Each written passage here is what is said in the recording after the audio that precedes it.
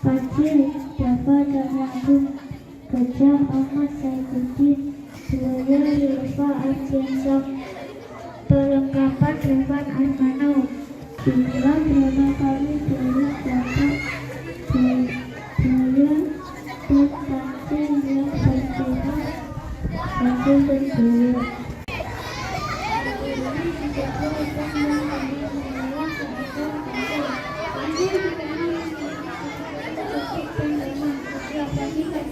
Selalu menyusuri hutan, semua burung yang dia temui bisa mengukur kecerdikan dan keramahan. Hai jajawan dan berenang ya?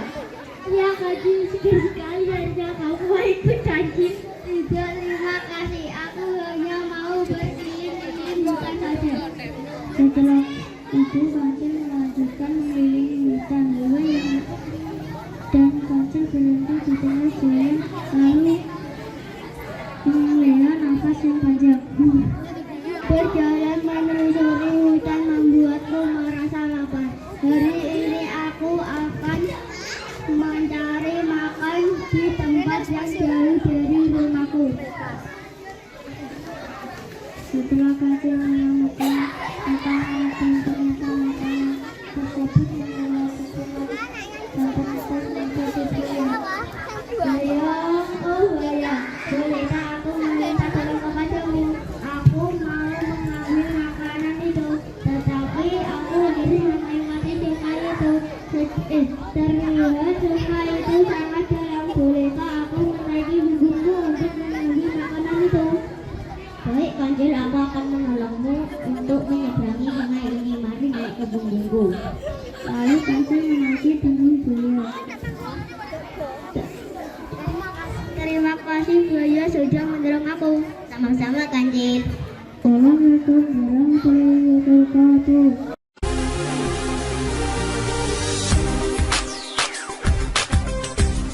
Assalamualaikum warahmatullahi wabarakatuh.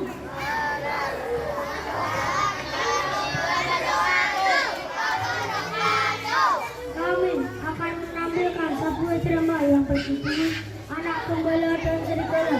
Perkenalkan, saya memperkenalkan tokoh-tokohnya.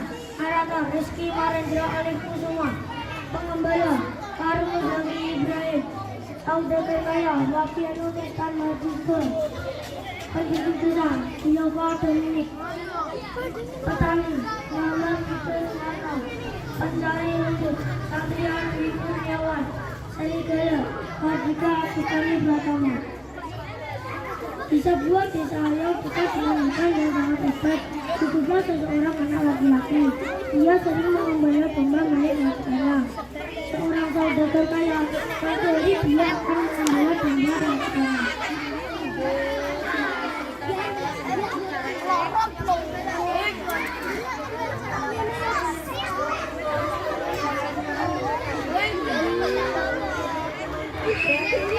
Setelah berbincang dengan majikannya, pengembala berangkat untuk mengembala domba. Dalam perjalanan, pengembala bertemu dan mengapa penduduk desa dan petani. Akhirnya bubuk. Tidak, masih dicipri. Tidak tahu ya, aku kok masih nanya. Aduh, baik sekali ibu. Biarin, emang tidak boleh. Makasih Pak. Mas, mari Pak. Ya Mas. Sampai desa, pengembala melepaskan dombanya untuk makan. Akhirnya sampai juga. Setelah beberapa saat kemudian, pengembala merasa kesedihan dan bosan.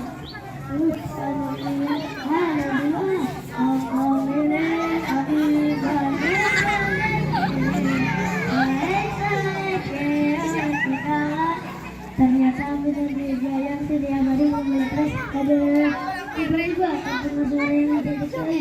Dari mana datangnya? Pengembala merasa sakit dan mencari-cari suara tadi.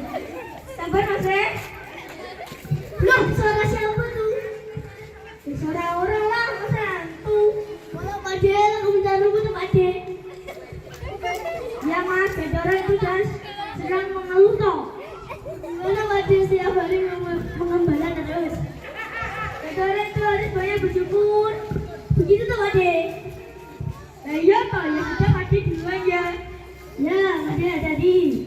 Setelah pulang malam merasa kesepian dan akhirnya berpikir sesuatu. Dulu lagi. Aku nanti. Tolong, ada serigala tolong. Dan ketika saat minta tolong, Pak D mencari rumput yang masih dalam perjalanan pulang langsung kembali dan menghampiri pengembalian. Mana segalanya? Wih. Kenapa nih? Serigala tadi yang berjaga. Kita hebat.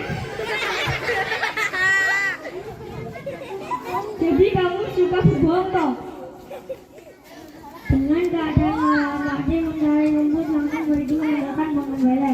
Setelah belakang dengan pengembala malah terbahak-bahak karena merasa puas, namun tidak berhenti di situ saja pengembala dan mengulangi tindakannya. Seketika saat mendengar seruan tolong, penduduk desa dan petani berlarian menghampiri pengembala. Mana serigalanya? Iya, mana serigalanya? Bercanda.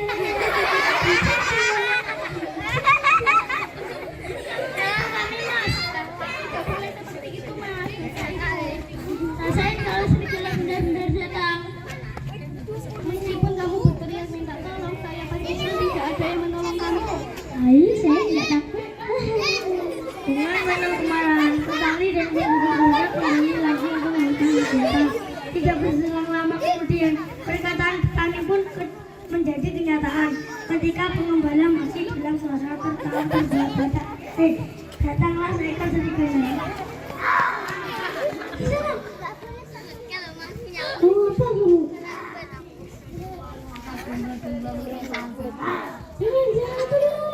Jangan tidak mengakukan omongan pengembala. Serigala kemudian dia mengelahap satu persatu semuanya. Ini dia menjaga bermata tidak tidak mau dibohongi lagi oleh kejailan pengembala pun pulang dengan tangan kosong tanpa benda-benda milik wakilnya. Bukan malah dapat yang dapat diambil dari cerita di atas adalah pembohong merupakan perilaku yang nantinya akan menambah bunuh pada si pembohong.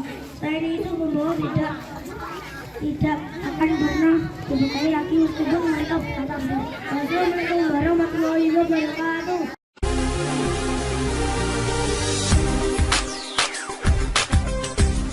Bawakan drama yang berjudul Bawang Merah dan Bawang Putih. Martin sebagai bawang putih, Alfian sebagai ayah bawang putih, Rafa sebagai ibu tiri bawang putih, Widya sebagai bawang merah, Jonathan sebagai nenek, Kuni sebagai naratu, Nesa sebagai ikan emas dan ular putih. Pada suatu hari, sebuah desa yang aman dan damai, hiduplah seorang gadis bernama Bawang Putih bersama ayahnya di sebuah rumah yang besar. Ayahnya adalah seorang saudagar kaya. Bawang Putih baru saja kehilangan ibunya. Kini ia hidup berdua saja dengan ayahnya yang sering keluar berdagang. Namun tetangga mereka selalu menawarkan bantuan. Jika Tuhan ingin berdagang keluar, berikan saja Bawang Putih kepada saya. Saya menjaganya. Ibu serius ingin menjaga anak saya. Apa tidak merepotkan? Sungguh Tuhan, sama sekali tidak merepotkan. Dengan senang hati saya akan menjaga Bawang Putih. Dan Bawang Putih itu mereka juga mempunyai seorang gadis bernama Bawang Merah. Bawang Merah dan ibunya sangat baik kepada Bawang Putih dan akhirnya menyukai mereka dan menyuruh ayahnya menikahi ibu Bawang Merah. Dan akhirnya ayahnya pun menikahi ibu Bawang Merah. Sayangnya, setelah menikah sikap baik ibu tiri dan Bawang Merah berubah. Bawang Putih sering disiksa ketika ayahnya pergi membuat dosa. Tapi ia tidak pernah menceritakan penyiksaan tersebut kepada ayahnya.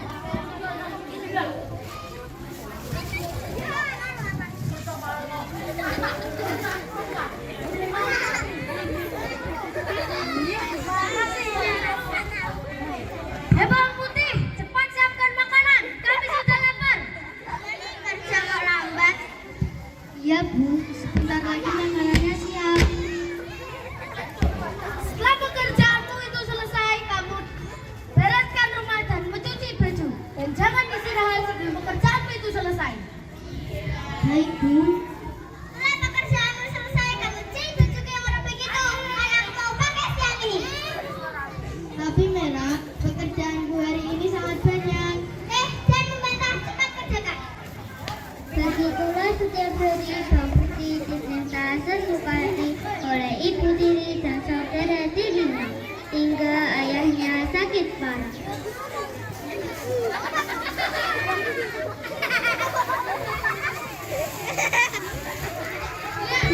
Sepertinya semuanya sudah banyak. Tolong jaga Putih ya. Jaga Putih seperti anakmu sendiri. Iya Pak, tentu saja saya akan jaga Bawang Putih seperti anak kandung saya sendiri. Ayah tidak boleh meninggalkan Putih. Putih sangat menyayangi ayah. Ayah sudah sangat menyayangimu Putih. Ayah sudah tidak kuat lagi. Dan ayahnya pun meninggal. Ayah. Ibu tiri dan Bawang Merah sangat bahagia karena mendapatkan warisan yang berlimpah. Dia meninggal juga. Kita bisa menikmati mie aja. Aku juga sangat senang sekali Bu.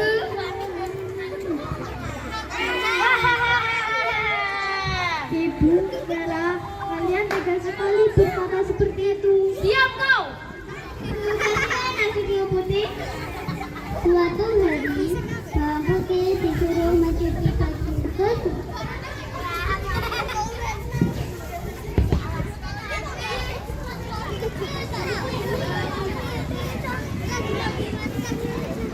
Ia tampak sangat sedih.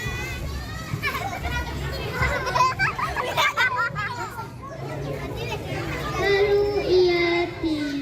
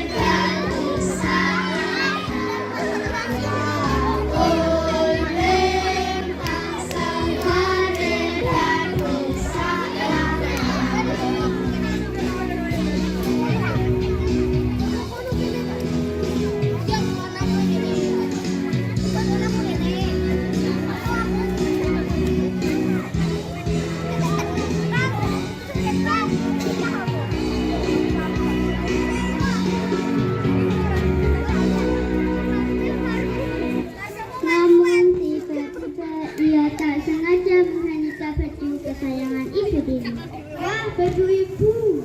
Akhirnya ia mengejar baju tersebut dan tersangkut di tepi sungai di akar bawah sebuah rumah. Ketika mengambil baju, keluarlah seorang nenek wanita dari dalam rumah. Anak cantik, apakah kamu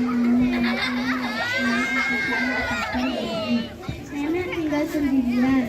Tentu saja saya mau, Nek. Saya akan membantu nenek hari ini.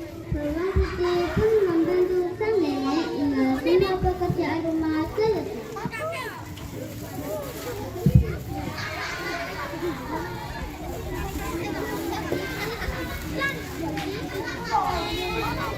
Nenek itu memberikan beberapa buah labu sebagai hadiah. Nek, semua pekerjaan rumah sudah selesai. Putih pamit pulang dulu ya, Nek. Putih takut kalau pulang terlambat ibu akan marah. Ini hadiah kamu pilih satu yang kamu sukai. Putih pilih yang kecil saja, Nek. Ini sudah lebih dari cukup. Bawang putih pun kembali ke rumah membawa labu kecil. Ibu tirinya sangat marah karena ia pulang. Sudah telat pulang, malah bawa labu jelek. Cepat sana belah dan masak untuk kami. Baik, Bu.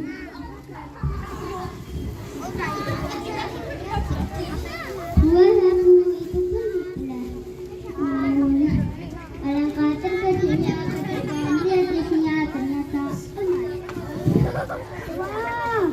Lalu ia memberitahukan kepada ibu tiri dan bawang. Bawang putih menceritakan semuanya. Ibu tiri dan bawang merah hanya mengangguk-angguk mendengar cerita. Namun ibu tiri menceritakan sesuatu bersama bawang merah. Besok kamu lakukan seperti yang bawang putih lakukan. Mungkin kamu akan mendapatkan hasil yang lebih besar. Baik, Bu. Besoknya, bawang merah mencuci dan menghanyutkan baju persis seperti bawang putih.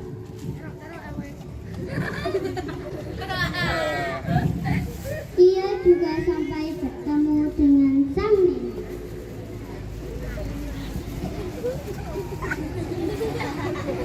Ia juga mengerjakan pekerjaan dengan asal-asalan.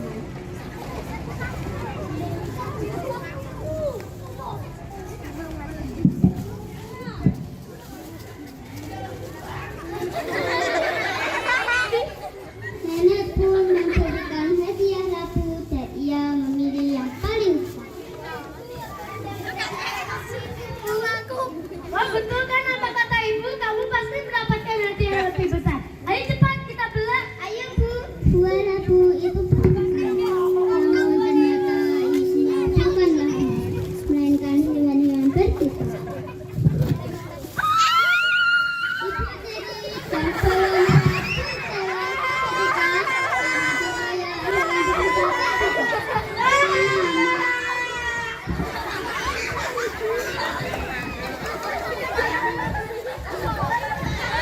Malah, sesungguhnya jika kita berbuat baik, kita akan mendapatkan kebahagiaan.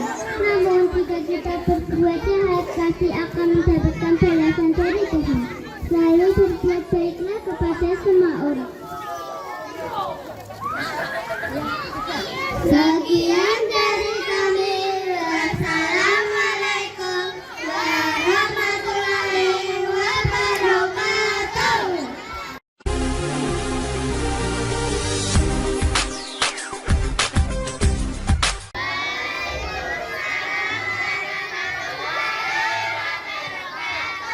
Kami dari kelompok 4 akan menampilkan cerita yang berjudul Ande Ande Lumut dengan pemeran cerita sebagai Ande Ande Lumut Marvelius, sebagai kelenting kuning Lupna, sebagai kelenting merah Ara, sebagai kelenting biru Aufel, sebagai kelenting hijau Bilqis, sebagai Mbak Randa Najwa, sebagai Yuyu Kangkang Dilo, dan sebagai pengawal Dio. Selamat menyaksikan.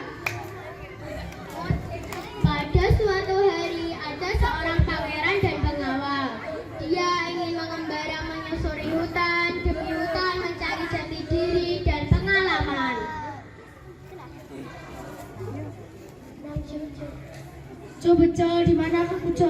Ran Pangeran, di mana kamu Ran? Aduh, kamu ini gimana sih Jo jalan dari lihat-lihat? Maaf Pangeran.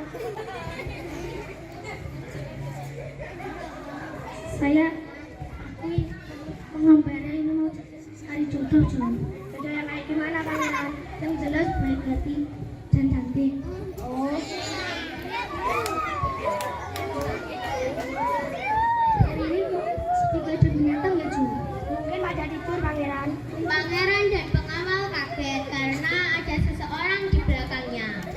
Kami itu siapa? Saya Bejo dan Pangeran. Ada apa kalian kemari? Kami mengembara Mbak Fatin ke apa ya?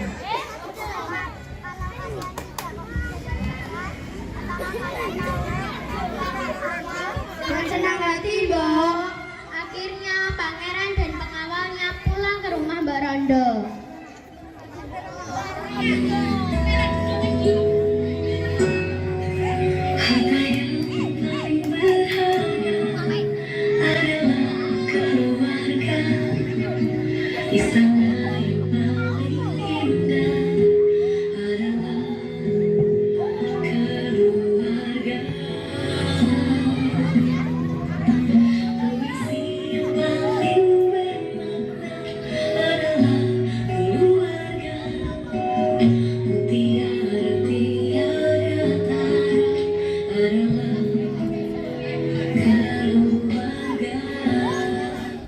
Di pagi yang cerah, Mbak Rondo sedang berbincang bersama putrinya, yaitu kelenting merah, kelenting biru, dan kelenting hijau.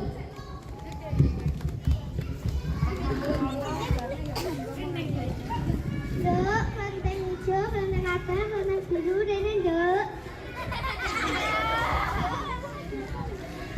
Iya Mbak, ada apa Mbak? Di desa seberang ada sayembara yang mencari jodoh, kalian ikut ya? Iya Mbak. Ya sudah kalau begitu sana siap-siap.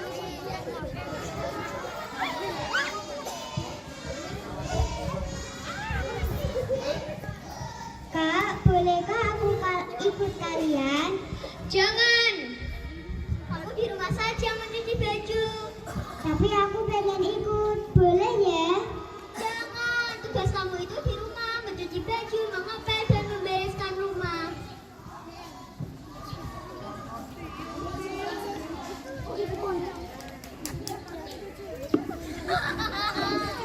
Ya, saya mencuci baju dulu.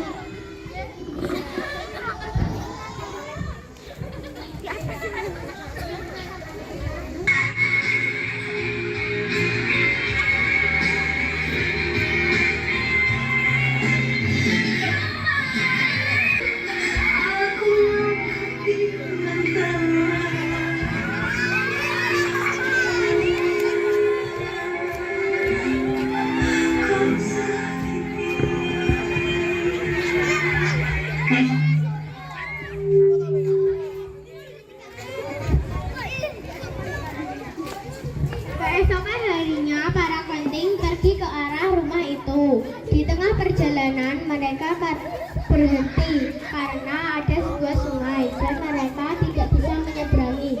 Dan di ujung sungai ada sebuah yuyu, yaitu yuyu kakang.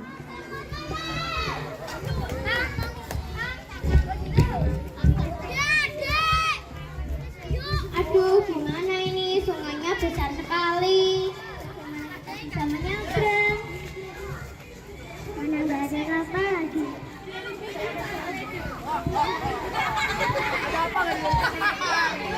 Kami ingin ikut sayembara di desa seberang, tetapi kami tidak bisa menyeberang. Apakah kamu bisa membantu kami?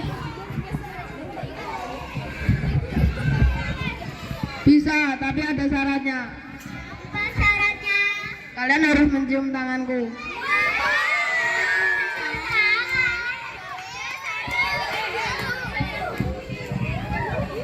Bagaimana ini? Jika kita tidak mengikuti syaratnya, kita tidak akan bisa menyeberang. Udah nggak ada kapal lagi. Nah, itu. Apa idenya? Syaratnya. Ya, kami mau.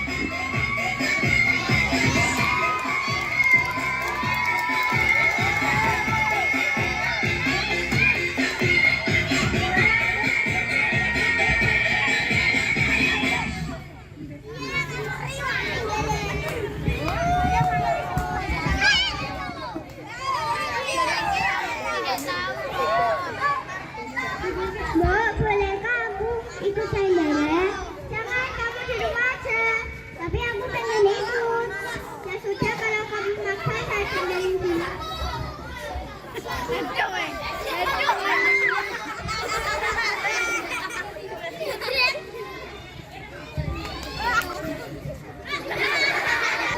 kejauhan ada si kelinci kuning datang mendekati Yusuf.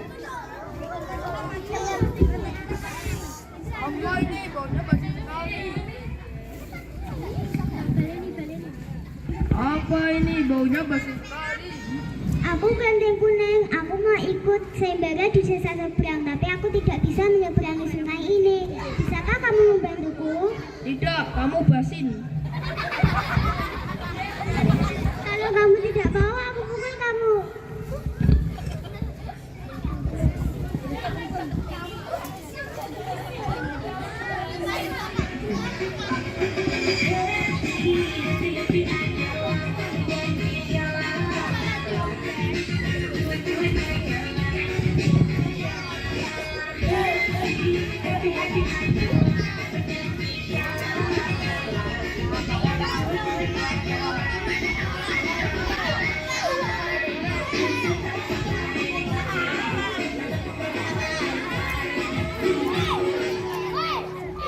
Akhirnya kelinci kuning berhasil menyeberang tanpa bantuan si Yuyun.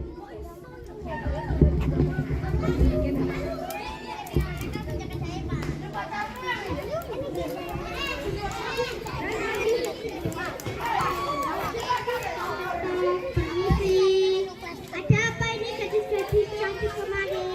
Kami ingin ikut sayembara. Siapa nama kamu? Saya kelenteng merah. Saya kelenteng hijau.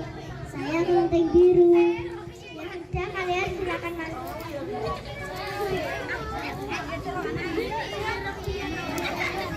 Saya panggilkan putraku dulu ya. Cak ganteng.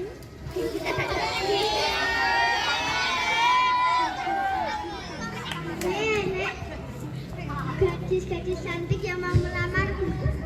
Yang bawa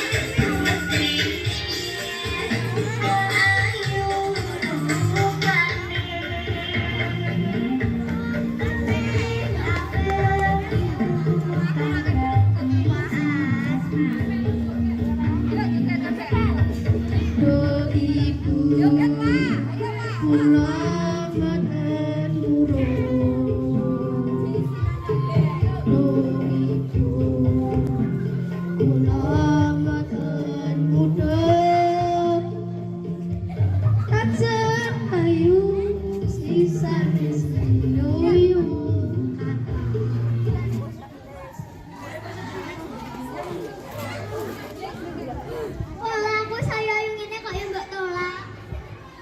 Kosong.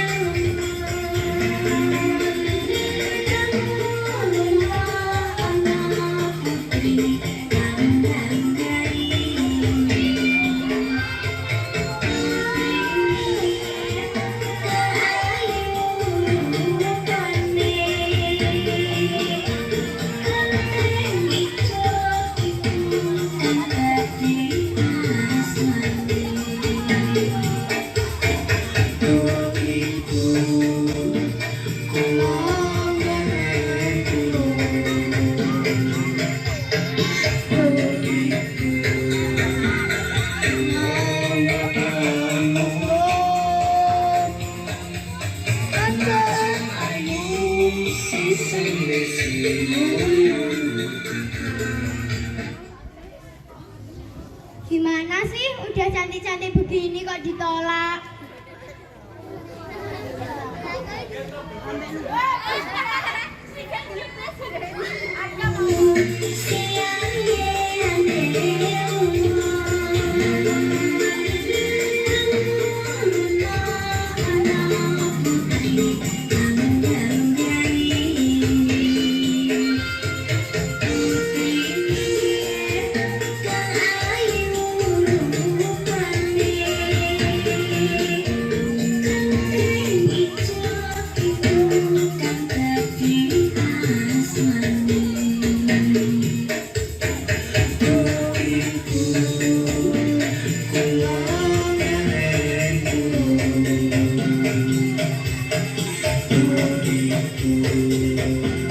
Walah,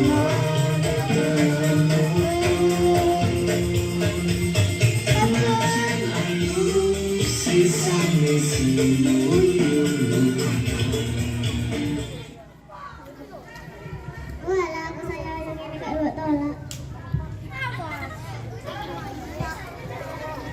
Akhirnya pangeran dan kunti.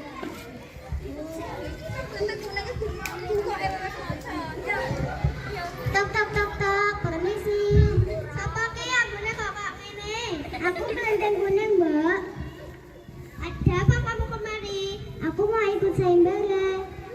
Yang cantik-cantik aja ditolak, apalagi kamu yang basin. Tidak apa-apa, Mbak, dicoba dulu aja. Ya sudah, silakan masuk.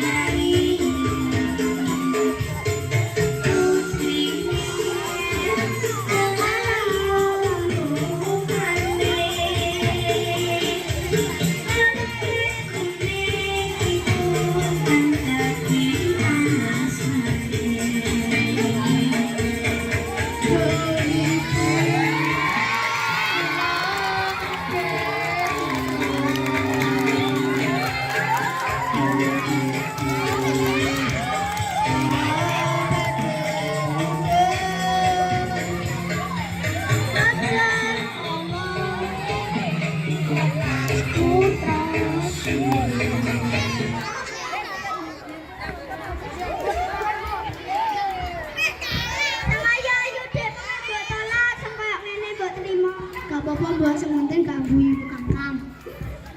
Wes gak ngono tak restu. Akhirnya pangeran dan Kelenteng Kuning hidup bahagia dan pangeran memboyong istrinya ke istana. Pesan moral, kita harus bisa menjaga kehormatan, mempunyai sikap saling tolong menolong dan tidak boleh menghadap tinggian. Sekian cerita dari kami. Wassalamualaikum warahmatullahi wabarakatuh.